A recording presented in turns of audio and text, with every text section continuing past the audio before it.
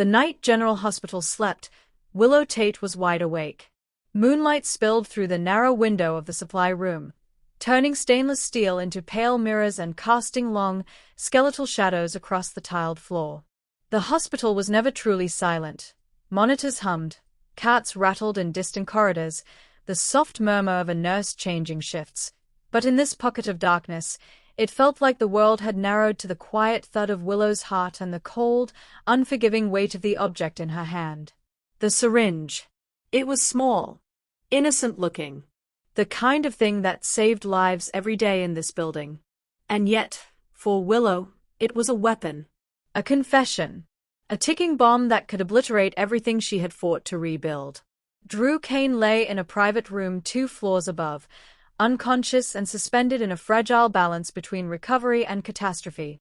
Officially, his condition was the result of complications, an adverse reaction, a sudden downturn no one could have predicted. Unofficially, in the deepest, most guarded chamber of Willow's mind, she knew the truth. She had done this. And if anyone ever discovered the syringe, they would know it too.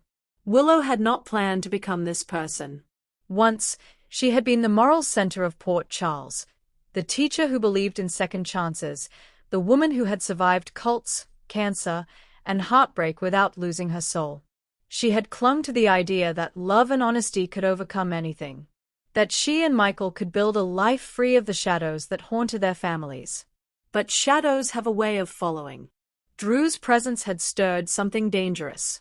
Old resentments, buried fears, the threat that everything Willow had worked so hard to secure, her marriage, her children, her fragile sense of safety, could be ripped away by secrets and truths she wasn't ready to face. The syringe had started as a desperate thought, a dark whisper she told herself she would never act on. Until she did. Now it lay in her gloved hand, sealed inside a plastic evidence bag she had stolen from a cart outside the ICU. Her fingerprints were there, no matter how careful she'd been. The medication residue could be traced. The timing could be reconstructed. It was only a matter of time. Unless she made sure it was never found. Disposing of evidence inside General Hospital was madness. It was the very place where surveillance cameras watched every corridor, where security logged every entry, where nurses noticed when a supply was missing or a room was accessed after hours. But it was also the only place Willow could be sure the syringe would be destroyed beyond recovery. Biohazard incineration. Once an item entered that system, it was gone, reduced to ash, untraceable, impossible to reconstruct. No dumpster diving. No chance of a janitor finding it. No forensic miracle. Just nothing. Willow moved through the service hallway in scrubs she had borrowed from a locker that didn't belong to her. Her hair was tucked under a cap, her face half hidden by a mask. She looked like any other late-shift nurse heading to or from a supply run. Except her hands were shaking. Every footstep sounded too loud. Every flicker of movement at the end of the hall sent a jolt of panic through her chest. She kept expecting to hear her name, to feel a hand on her shoulder, to turn and find Michael or Carly or, worst of all, Nina staring at her with dawning realization. But the hallway remained empty. For now. Willow was just steps away from the biohazard disposal room when a familiar voice cut through the quiet. "Willow? Is that you?" Her blood ran cold.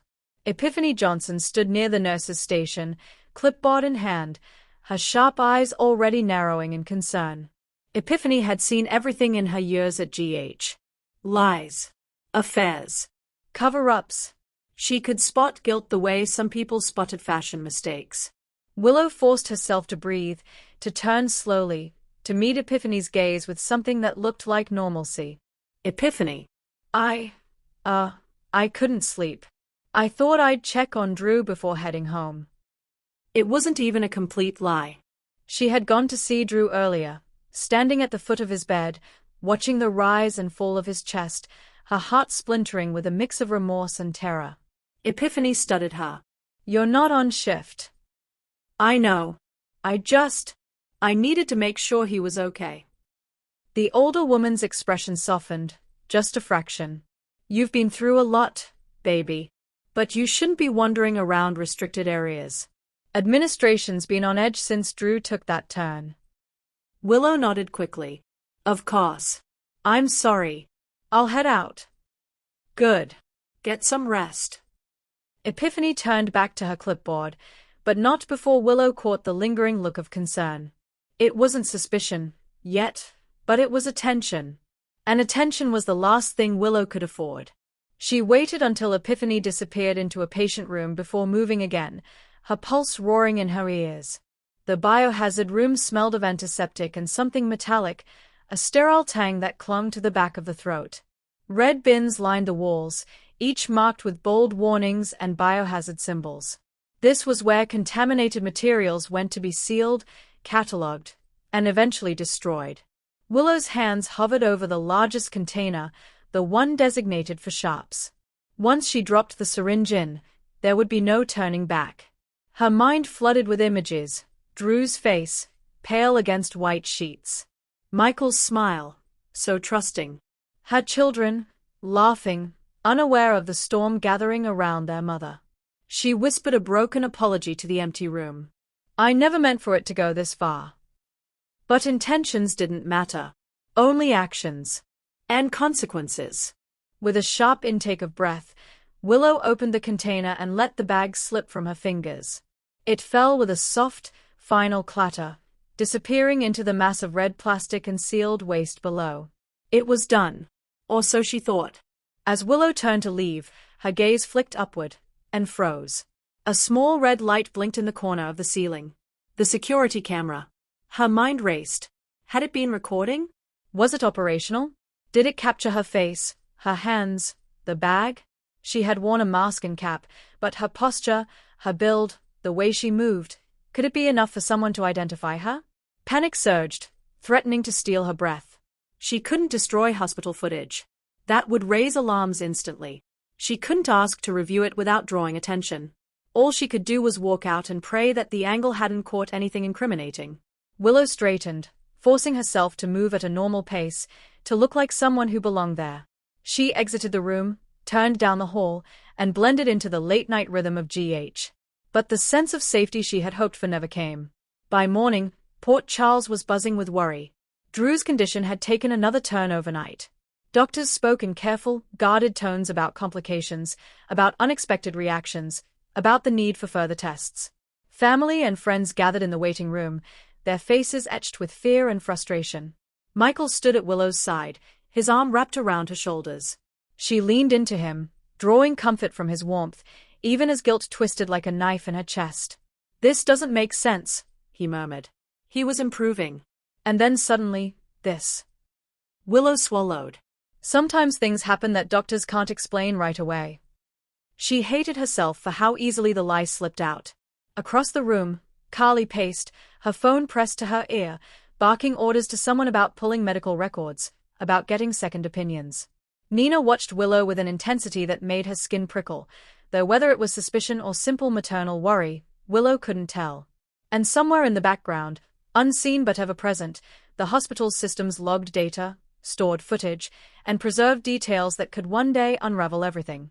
Later that afternoon, a young nurse named Talia approached the charge desk with a frown. Has anyone seen the inventory report for last night's ICU meds? She asked. There's a discrepancy. One syringe from the controlled stock is unaccounted for. Epiphany, overhearing, stiffened. What kind of discrepancy? Just one unit missing.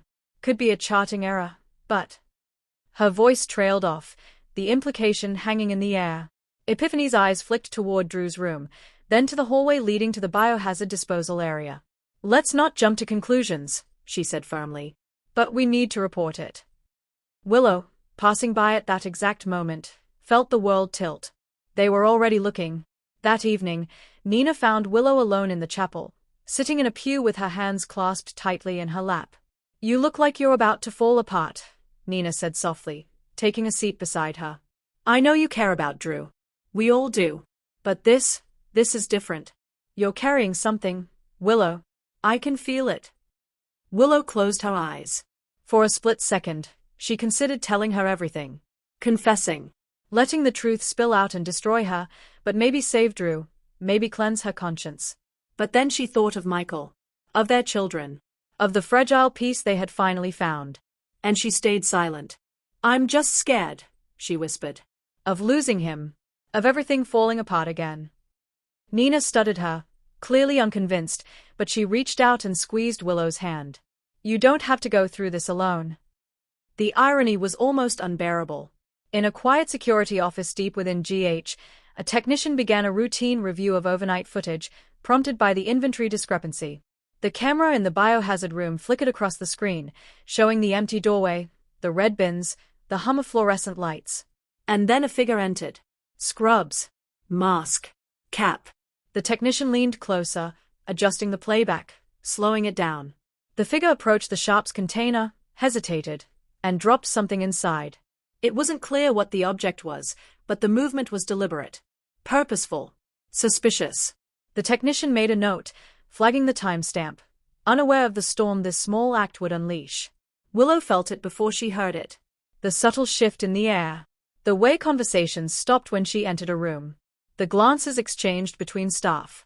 The quiet, professional politeness that now carried an undercurrent of scrutiny. When Epiphany finally asked her to come to the office, Willow knew. Administration is reviewing security footage from last night, Epiphany said gently but firmly. There was an issue with missing supplies. We need to ask everyone who was in the building after hours a few questions. Willow nodded, her face pale but composed. Of course. Whatever you need. Inside, she was unraveling. Had the camera caught enough? Would they recognize her? Would they connect the missing syringe to Drew's sudden decline? She had disposed of the physical evidence, but the digital trail remained. And unlike a syringe, a memory, once recorded, could not be burned away so easily. For now, the investigation was quiet. Discreet. Questions asked in low voices. Files reviewed behind closed doors. No accusations. No arrests. Just a growing sense that something was wrong. Willow returned home that night and held her children a little tighter, kissed Michael a little longer, as if trying to memorize the life she feared she was about to lose. In the darkness of her bedroom, she stared at the ceiling and wondered how close the truth was to the surface. She had thrown the syringe away.